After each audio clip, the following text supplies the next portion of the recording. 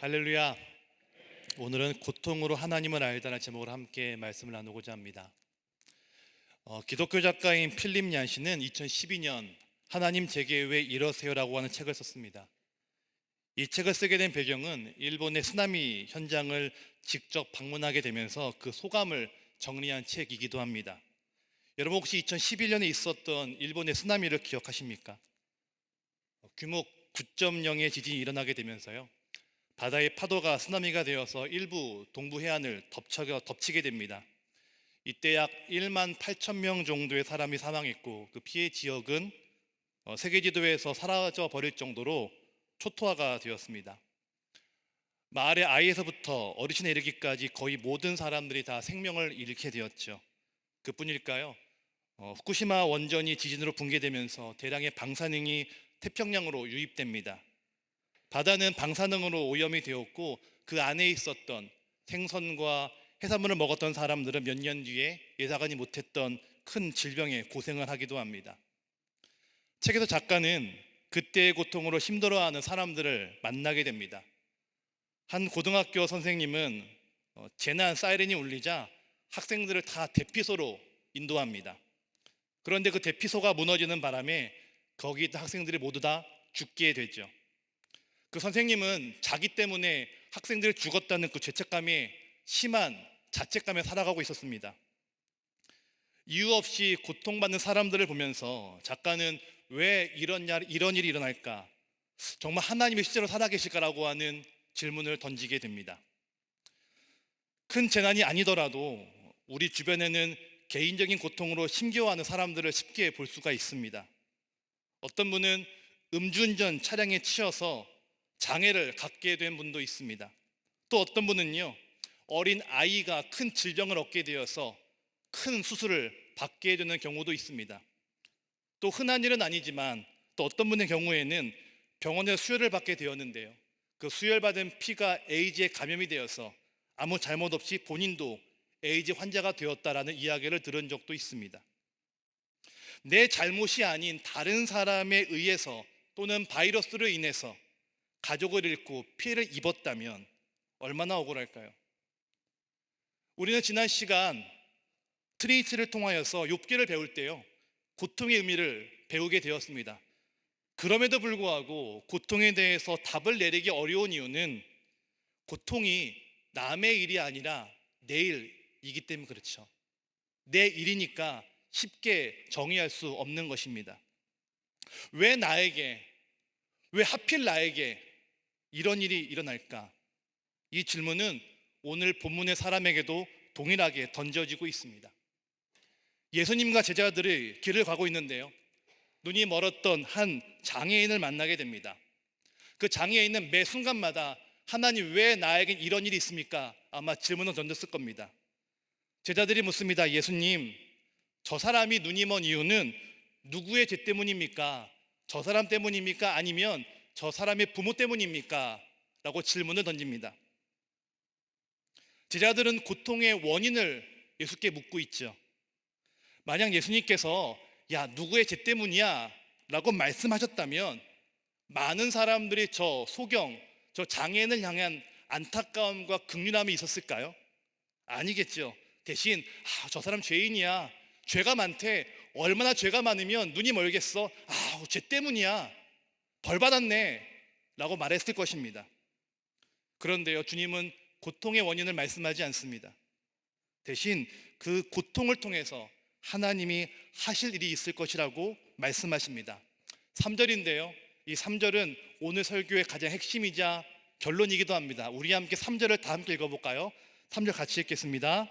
예수께서 대답하시되 이 사람이나 그 부모의 죄로 인한 것이 아니라 그에게서 하나님이 하시는 일을 나타내고자 하심이라. 아멘. 예수님 말씀하십니다. 고통은 하나님이 하실 일을 나타내기 위해 존재하는 것이다 라고 말씀하시죠. 고통은 하나님이 하실 일을 나타내기 위해 존재한다. 하나님이 하실 일을 위해 존재하는 것이 바로 고통이라고 예수님은 고통의 정의를 우리에게 말씀하고 계십니다. 이번 한 주 지구 반대편에 있는 튀르키예에서요, 규모 7.8에 해당하는 큰 지진이 연달아 발생을 했습니다. 예고 없던 재난으로 현재까지 사망자만 2만 명이 넘어갔다고 하고요. 10만 명도 죽을 수 있다라고 하는 안타까운 예보가 들려오고 있습니다.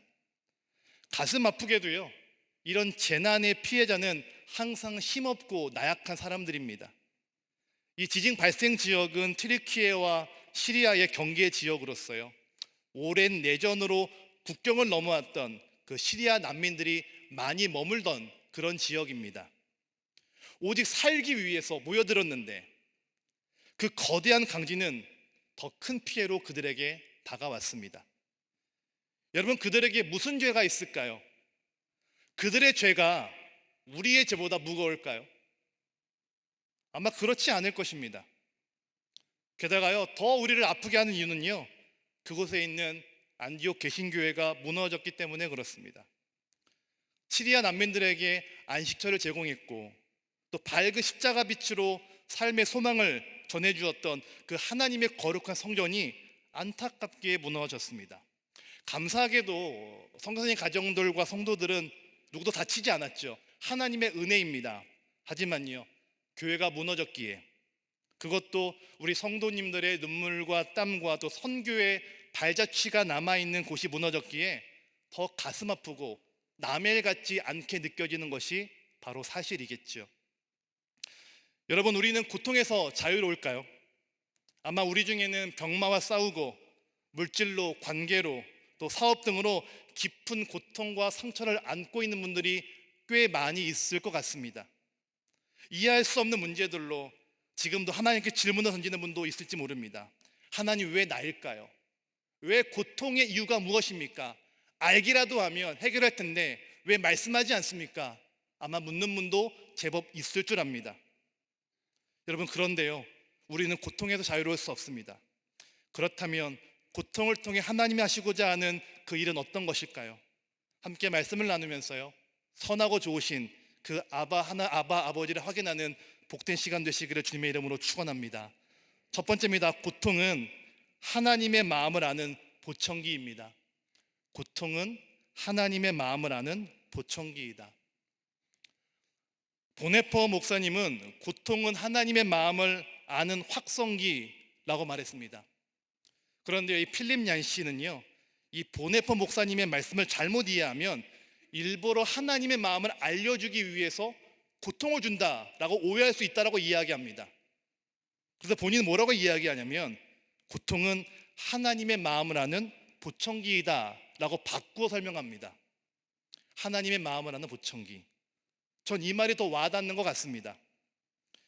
여러분, 예수님을 영접하면 내 삶에서 가장 중요한 분이 예수님이시죠. 그런데요, 너무 소중하기에, 가장 소중하기 때문에요, 의외로 쉽게 잊고 살 때가 참 많이 있습니다. 마치 우리의 부모님처럼, 마치 공기와 물이 가장 소중한데 그 중요성을 까맣게 잊고 사는 것처럼 우리는 그 존재를 잊고 살 때가 참 많이 있죠. 예수님도 마찬가지였습니다. 야곱이 그랬죠. 원래 야곱은요, 엄마 뱃속에서부터 하나님의 상속자로 예비되었습니다. 우리식으로 얘기하면 구원받은 사람이었겠죠. 그런데 그의 삶은 그렇지 못합니다. 야곱은 성공의 욕구가 가득했지만 타고난 힘이 약한 사람이었습니다. 그 당시에 성공의 능력은 힘이었거든요. 힘이 약하지만 그에게는 좋은 머리와 말솜씨가 있었죠. 이 좋은 머리와 말솜씨로 그는 성공을 이루려고 합니다. 그래서 형과 아버지에게는 거짓말을 하고요, 삼촌 라반에게는 잔꾀와 속임수로 큰 이익을 챙깁니다. 꽤 큰 부자가 되었습니다. 성공한 인생이죠. 성공했다, 이제 살만했다는데요, 장자권을 뺏겼던 형 에서가 그를 찾아옵니다. 형은 그냥 오지 않고요, 군사 400명을 동원해서 같이 옵니다. 형이 겁났던 야곱은 가지고 있는 재산을 다 형에게 뇌물로 보냅니다. 재산뿐 아니라 자기의 가족들도 다 먼저 보내죠. 그리고 혼자 야복강에서 있습니다. 너무 겁나서 형을 만날 수가 없었죠. 이때 하나님의 천사를 만납니다. 천사를 만나서 제발 나를 축복해 주세요 라고 붙잡고 늘어지는 씨름을 하죠. 그때 환도뼈가 부러지는 사고를 당합니다. 당시 환도뼈는 어떤 노동을 할 수 없는 절름발이었고요, 모든 걸 빼앗아 버리는 그런 노동력의 근원이기도 했습니다. 그는 환도뼈가 부러지게 되면서 장애인이 되죠. 이젠 아무것도 할 수 없고 남은 가족도 없습니다. 고통입니다. 육체적인 고통이 왔고요, 아무것도 할 수 없기에 사회적인 능력도 없게 되죠. 그런데요, 성경은 참 재미있는 말씀을 우리에게 전해주고 있습니다. 창세기 32장 31절에 이런 말씀이 있습니다. 그가 분이엘을 지날 때에 해가 돋았고 그의 허벅다리로 말미암아 절었더라. 분이엘은 하나님의 얼굴이란 뜻입니다. 하나님을 만났다, 이런 뜻이거든요. 여러분, 야곱의 인생에서 하나님이 없었을까요? 그는 하나님의 상속자라고 하는 축복을 엄마 뱃속에서부터 받던 사람이었습니다. 언제나 하나님은 그와 동행했죠. 대신 야곱만 몰랐습니다. 그런데요, 하나님의 존재를 언제 알았을까요? 그가 다리를 절었을 때, 고통을 경험했을 때, 고통의 순간 하나님의 마음을 그제서야 알기 시작합니다. 그래서요, 그가 분이엘을 지날 때 해가 돋았다, 대신 그는 허벅다리가 절었다라고 성경은 이야기합니다. 고통의 순간 하나님을 만났고요, 고통의 순간 하나님의 존재를 확인했습니다. 고통은 그런 의미가 있는 것이죠. 얼마 전 김온유라고 하는 청년이 쓴 숨쉬지 못해도 괜찮아 라는 책을 읽었는데요, 많은 감동을 받게 되었습니다. 이 자매는 20대 후반의 자매인데요, 중학교 2학년 때 감기 증세가 있어 병원을 찾아갑니다. 근데 진찰 중에 의사분께서 작은 질병이 있다는 그 진단을 하셨고요, 간단한 수술을 하면은 말끔히 날 거라고 하는 그런 진단을 합니다. 한 이틀 정도 입원하면 아무 문제가 없을 것입니다 라고 진단을 내리죠. 이 자매는 수술을 받는데요, 그 수술의 과정 속에서 의료사고가 생기게 됩니다. 온몸에 염증이 생겼고요, 그 염증 때문에 갈비뼈가 다 으스러지게 됩니다. 혼자서는 서지도 못하고 그냥 누워있을 수밖에 없는 중증 장애인이 되죠. 게다가 그 염증은 폐를 손상시켰고요, 자가호흡을 할 수 없어서 목에 구멍을 뚫었습니다. 그리고 이 구멍에 엠브라고 하는, 손으로 이렇게 짜서 하는 호흡기를 달아야만 숨을 쉴 수가 있게 되었습니다. 그렇게 15년간 병원에 입원해 있습니다. 활발했던 중학교 2학년 학생이 갑자기 중증 장애인이 되었습니다. 얼마나 억울할까요? 이 자매는 모태신앙입니다. 자매가 이런 기도를 하는데요, 그 책에 이런 내용이 나옵니다. 잘 들어보시죠. 분명 예수님은 내게 평안을 주겠다고 약속하셨고 당신을 따르는 일이 쉽고 가벼운 멍해라고 하셨는데, 하나님이 없다고 부정하는 나 자신과 싸우는 나는 과연 믿음을 지켜낼 수 있을까요? 이렇게 힘겨운 싸움을 죽을 때까지 하면서 어떻게 평안할 수 있을까요? 저는 주님의 말씀을 믿을 수 없습니다. 이게 그 자매의 기도였습니다. 이렇게 기도하는데요, 하나님이 이런 말씀을 주셨답니다. 시편 16편 8절부터 11절인데요, 새 번역입니다. 제가 읽어드리겠습니다. 주님은 언제나 나와 함께 계시는 분, 그가 나의 오른쪽에 계시니 나는 흔들리지 않는다. 주님 참 감사합니다. 이 마음은 기쁨으로 가득 차고 이 몸도 아무 해를 두려워하지 않는 까닭은 주님께서 나를 보호하셔서 죽음의 세력이 나의 생명을 삼키지 못하게 하실 것이며 주님의 거룩한 자를 죽음의 세계에 버리지 않을 것이기 때문입니다. 주님께서 내 오른쪽에 계시니 이 큰 즐거움이 영원토록 이어질 것입니다. 이 말씀을 마음에 받았는데요, 이 말씀을 받고 이 자매는 이렇게 고백합니다. 이 말씀이 믿어지면서 이제야 내 곁에 계신 주님을 볼 수 있게 되었습니다. 지금껏 내가 주님을 붙잡고 있는 줄 알았는데 주님께서 나를 붙잡고 계셨음을 이제야 깨닫습니다. 지금껏 내가 주님을 붙잡고 있는 줄 알았는데 주님께서 나를 붙잡고 계셨음을 이제야 깨닫습니다. 여러분, 하나님의 자녀라면 고통이 없어야 되는 거 아닐까요? 고통이 오다가도 내가 예수를 믿으니까 고통이 싹 피해가야 되는 거 아닐까요? 그런데 그렇지 않더라고요. 하나님의 자녀도 똑같이 아프고 똑같이 힘들고 똑같이 고통스럽습니다. 게다가 하나님 또한 그 고통을 우리에게서 치우지 않습니다. 심지어 가장 사랑하는 아들 예수님의 고통도 하나님은 외면하시죠. 왜 그러는지 우린 잘 알지 못합니다. 그러나 분명한 사실은 고통의 순간에 나와 함께 하시는 그 하나님을 우리는 발견하게 됩니다.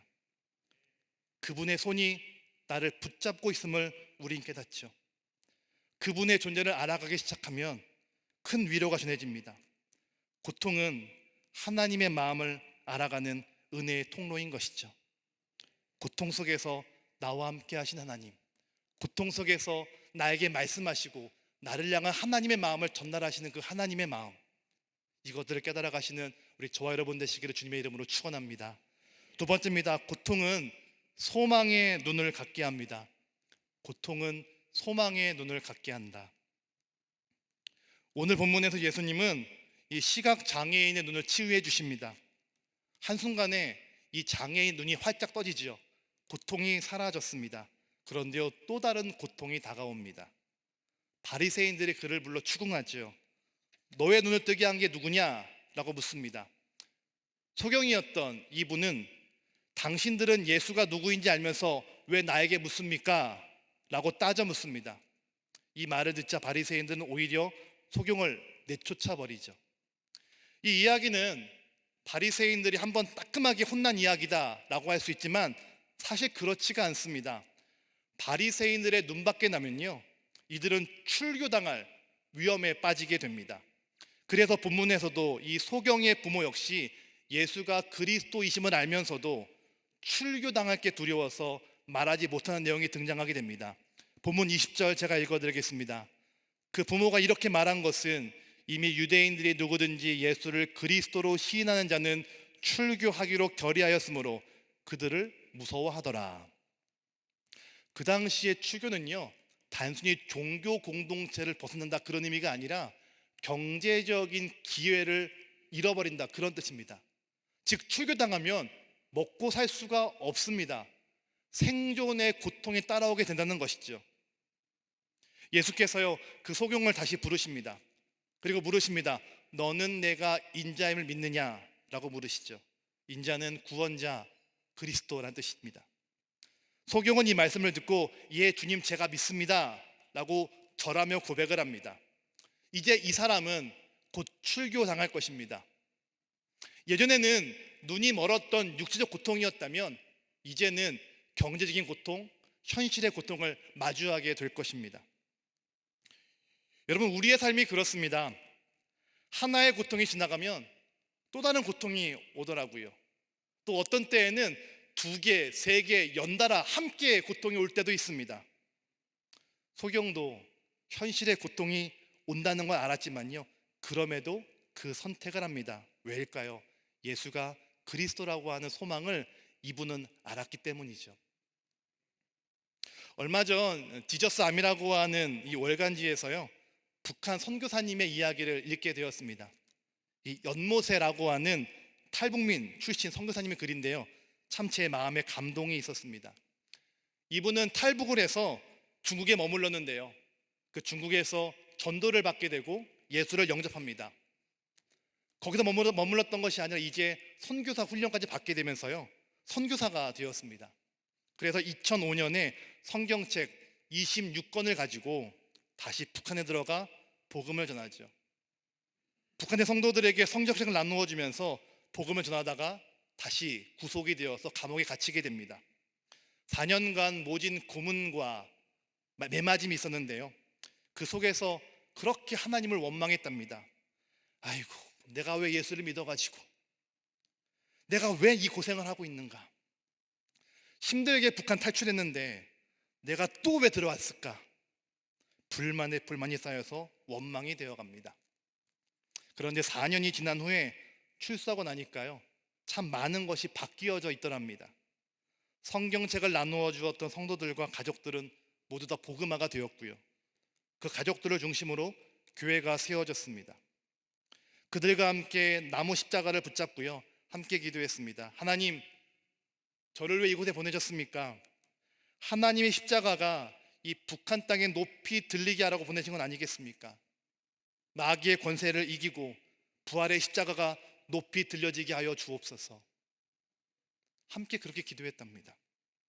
그분들은 여호와 니시라고 하는 이름으로 교회를 세웠고요, 주일마다 6명씩 함께 모여서 말씀을 나누었습니다.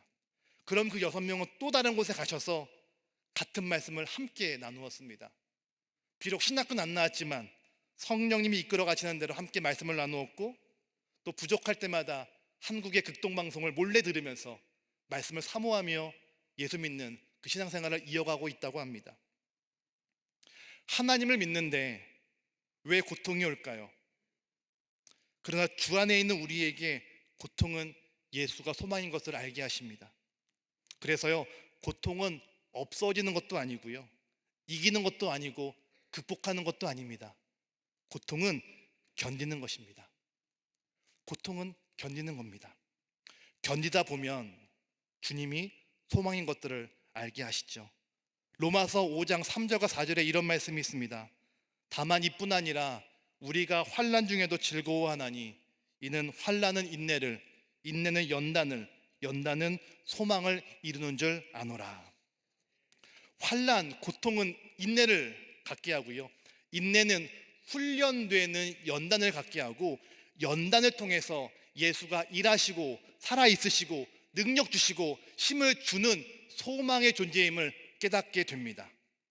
여러분, 고통 중에 있으십니까?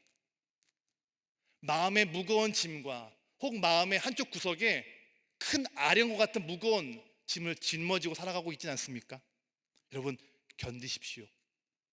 주님이 우리의 소망 될 줄 믿습니다. 견디다 보면, 인내하다 보면 그 안에 하나님의 은혜가 임하게 되는 줄로 믿습니다. 마지막 세 번째입니다. 고통은 교회를 교회되게 합니다. 고통은 교회를 교회되게 한다.